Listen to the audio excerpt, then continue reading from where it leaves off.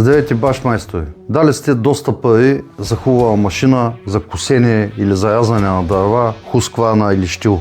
Но нещата им приключват от тук. Трябва да се грижите добре за нея. Какво не трябва да правите? Не трябва да използвате маслото, което имате в гаража. Маслото на колата ви може да е много добро, но то е предвидено да работи при 90 градуса. Един тример дига между 130 и 150 градуса, защото е на въздушно охлаждане, а не водно. Затова трябва да се използват точните масла. Производителите са помислили за това. Както от щил, така и от хускварна имат масло за двигателите. Освен това ви е необходимо масло за смазване на веригата. Това са масла, които са доста лепкави и остават по веригата, а не изхвърчат от центробежните сили. И може би най-важното е за двутактовите машини смесването. Ако сложите повече масло, машината пуши. Ако сложите по-малко масло, не я смазвате добре. От хускварна имат масло, което можете да сипвате и да смесвате. Има и големи туби. Това е накрайник, който обръщате и когато се натисне, се отваря клапата. По този начин няма миризма. Големите туби имат отделение за верига.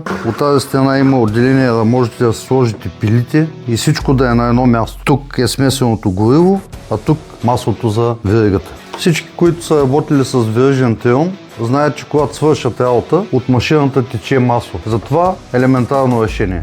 Тавичка, в която можете да поставите машината и ако изтече нещо да остане вътре. При щил нещата са решени по друг начин. Дозирана чашка. Това е за по-големи количества, пак е разграфено. Два вида масла. Едното е стандартно, другото е бездимно.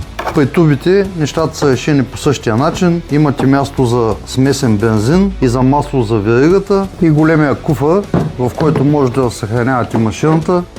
Всичко това може да намерите в магазини Баш Майстора и онлайн. Магазини Баш Майстора. Професионални решения.